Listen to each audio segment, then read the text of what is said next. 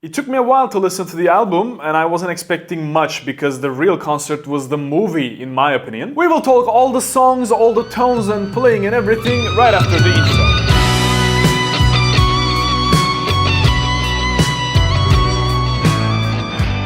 Okay, before I start with the first song, 5 AM, there are a couple of things I want to say. One, I'm not criticizing or praising anyone or anything. I mean, who am I to criticize anyone, or who anyone on YouTube is to criticize anyone? Please be kind to me, these are just opinions, no arguments, no convincing, just friendly conversation between two friends. And I'll try to be brief about everything. Two, I haven't seen the movie yet, I got a great weekend planned for it. I might do a review about it, but I don't think so, because this is gonna be boring as with my biased opinions anyway. So all the songs I'm gonna mention is referencing the album version and not the movie. That's something I had to say. So let's start with 5 AM, the first song. Great start, a bit different than studio version or Pompeii version. I like this one better than the other two because it's been played with a Strat and the guitar tone is so fat.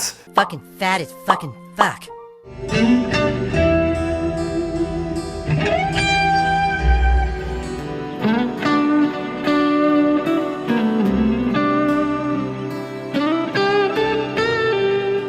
Second one, Black Strat, it's the same thing, same guitar tone. Nothing different than studio version except for a couple of notes. It's the same thing in my opinion.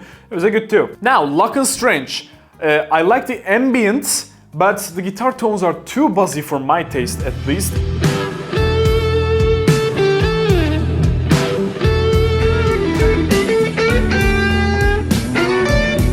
And no offense, I'm not like criticizing anyone, I am really in need of working a lot too, but Ben really needs to step up his vibrato game for this song only, and Ben's tone was too dominating, especially here. From the bounds of the earth, bounds of the earth.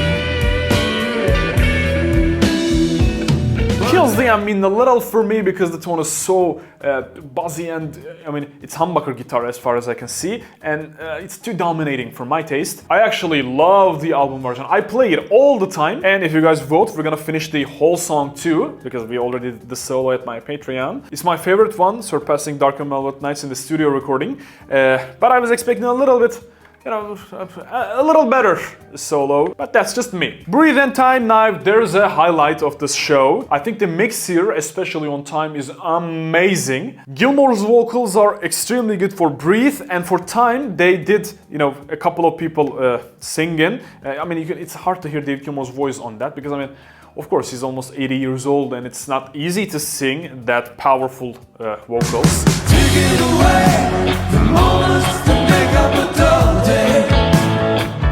Guitar solo is, I mean, it's not that original, but the ending of the guitar solo is extremely good in my opinion. I really like that. Those, I mean, very original licks where you don't expect from an 80-year-old guy.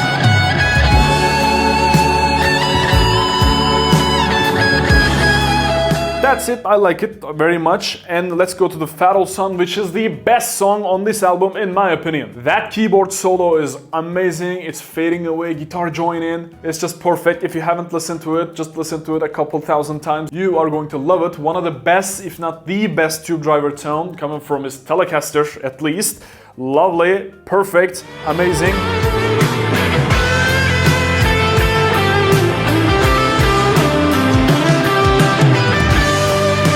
Marooned, now here I expected an amazing performance. I think they used the worst one. I'm still thinking, I mean, of course there are still great moments in this Marooned performance, but definitely not as good as at least the second show of Rome where I was there.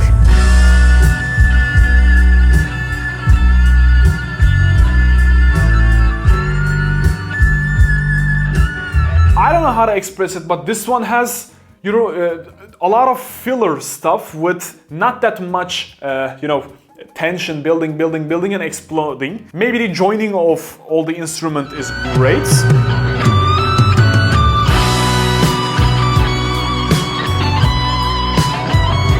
And maybe the ending is great, but the first part and the middle part, it was too repetitive, single notes all here and there. Still, You guys voted for it. We're finishing Marooned next week, actually this week, because this is gonna be released this time and whatever. I think this version of Marooned is a little bit, glossed over, maybe. You can just see bootlegs on YouTube that are far better than this one. Guitar tone of EMG neck pickup is amazing, much better than David Gilmour's overdrive neck black cap strat tones. EMG's, very balanced. A Single Spark, it's a good song. The same guitar solo, almost the same guitar solo as the studio one. I think David Gilmour should improv a little bit. As I talked about in the album review video, it's like guitar pedal review kind of guitar solo, just fiddling with the pentatonic, that's it. I guess the whole album is a bit reverby, if that makes sense, and I think I've gotten used to it. I'm thinking about Pulse CD version and Pulse DVD version. They are two different mixes. It's the same here too. If you listen to the Sorrow's movie version, guitar tone is a little bit sharper. The reverb is a little less, and Ben's rhythm guitar playing is a little more distinctive. But here on the album version, the Spotify version, it's a little bit more reverby. But like I said, I think the whole album is reverby, and I'm getting used to it.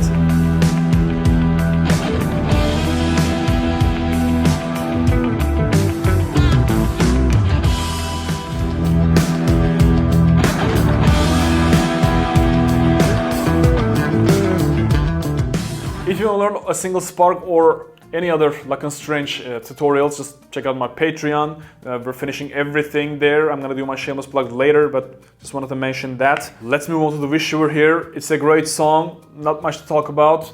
Awesome performance. Vita Brevis and Between 2 Points is the same as the studio recording. Guitar solo is a little bit brighter than the studio version. Maybe, in my opinion, David Gilmour used the Univibe for the studio recording and maybe lowered his neck tone a little bit. Maybe he did use a different type of, mix and everything. But here it's just neck pickup, tube driver, a little bit rotary, very little mixed.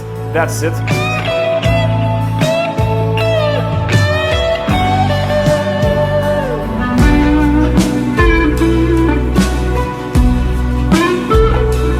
Guitar solos are about the same, and you can learn how to play it on my YouTube channel.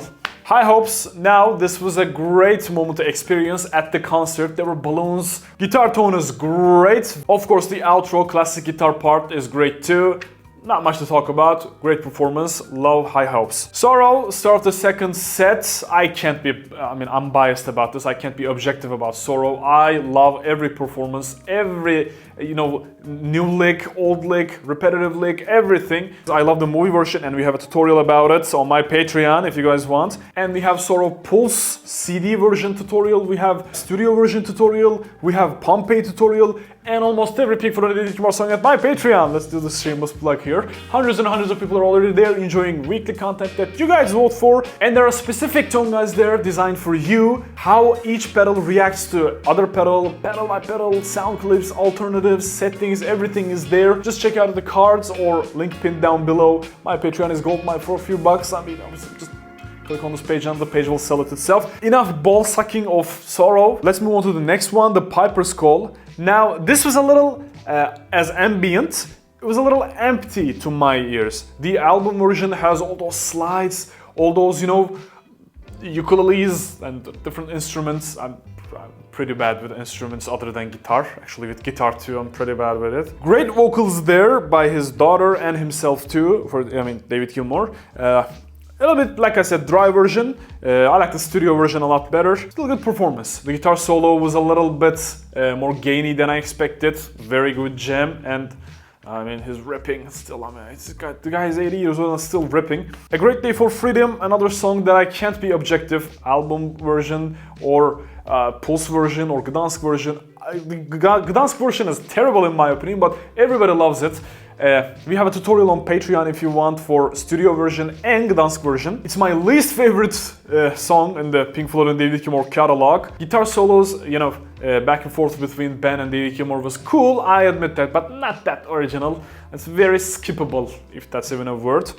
Let's skip. Inanitang. Oh, baby. Now, when I was at the show, David Gilmour made a huge mistake actually, but he laughed it off, and it was really cool to see him fail and laugh it off. It was really professional of him.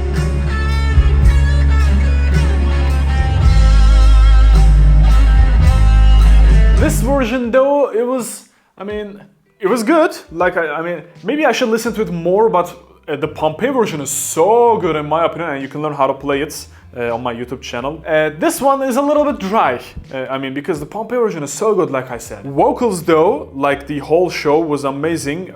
Ben's vocals were extremely good here. Guitar tone, like Sorrow or Time or whatever, or High Hopes, is a little buzzy and muffled, boxy. But that's how Big Muffs sound actually. It's very dark, very dominating and boxy, very boomy. I absolutely love Big Muff tones because they are very real. They didn't do that much thing in the post, in my opinion. Maybe I like a little bit sharper Big Muff tones, like my latest Pigs cover. It's out of this world. Just go watch it and then come back. It's gonna blow you away, in my opinion.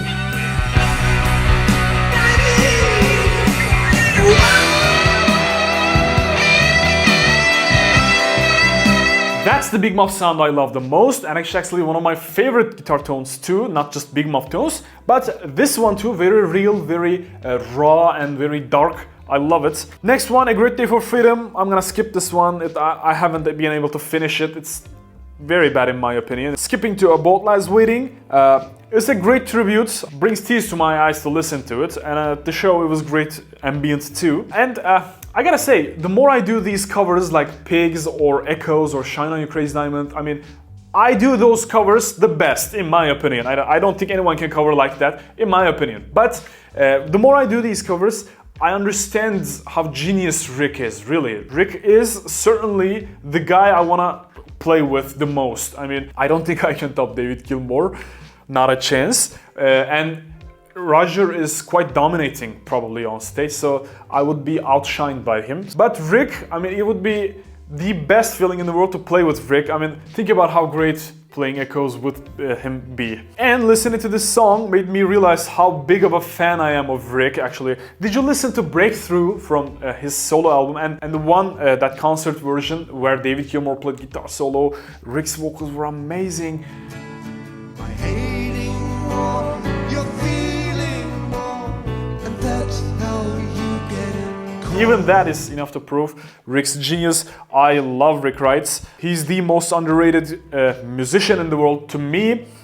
Anyway, Coming Back to Life. Coming Back to Life. The song that made every tour, from Pulse to his acoustic show to Fender Strat Pack, Royal Albert Hall on 2006 On an Island tour, Rattle That Lock tour, this one too. Coming Back to Life is always on David Gilmour's set list, and it was a half step down for this performance because it's not easy to sing on C, I admit that. When I was there, David Gilmour was playing with middle and bridge pickup together, but I think he settled on bridge pickup only, and the both solos on, the second and third solo is on bridge pickup as far as I can hear. And in my opinion, Coming Back to Life is the song to practice David Gilmour improv style because it's very easy to play over it. And just check this video out if you want to improve your Gilmour playing style. I'm talking about Coming Back to Life and how important it is to improve your David Gilmour style. You're gonna benefit from it for sure. Dark and Velvet Nights. Now, this was my favorite on the studio recording, but actually Luck and Strange surpassed it. It's still one of my favorites from David Gilmour's whole catalog, but listening to the title track, Luck and Strange, Rick is so good there with his keyboard.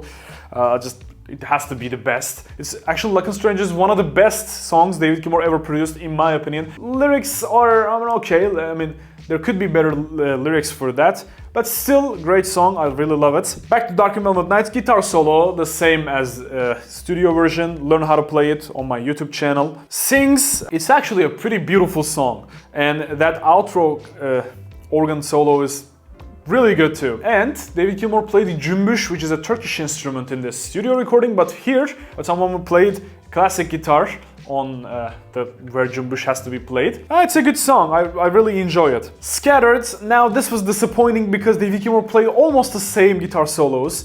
But I don't know why. I think he had extremely good extended guitar solos throughout the tours. Everyone was expecting longer guitar solos, maybe different guitar solos, even if it's not longer. But he played almost the same, which bummed me out a little bit.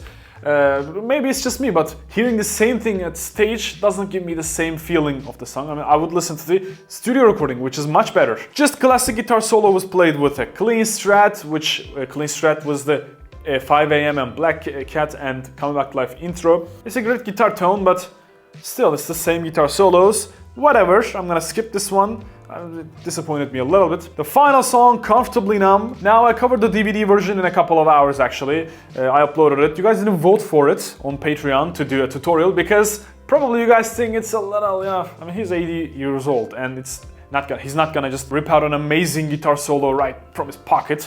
Obviously, it's shorter than most Comfortably Numb performances.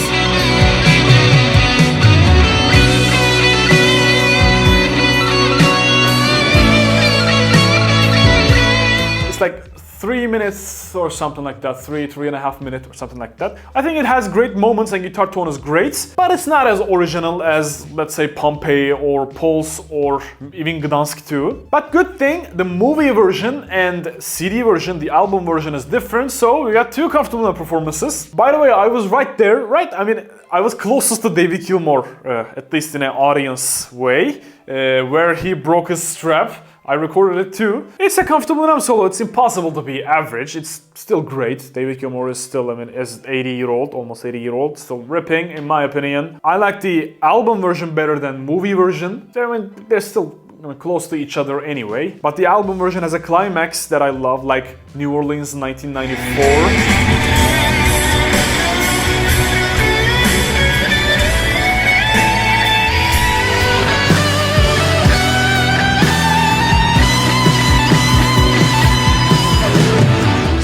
That's it, finishing with Comfortably Numb. These are my opinions, go easy on me. I'm just having conversation with you guys. I'm not criticizing, I'm no one to criticize anyone or praise anyone. Again, learn almost any Pink Floyd and David Gilmour song at my Patreon. We're gonna finish Circo Massimo 2025 too, as soon as you guys vote for it. And actually, Marooned was picked this week, so I'm working on it as we speak. Also, if you want me to bore you guys a little more, just watch this video. It's my experience at the front row of David Gilmour show. And if you want, you can just watch this video to see how I cover Comfortably Numb's DVD version, Circo Massimo. I'll see you in one of these videos.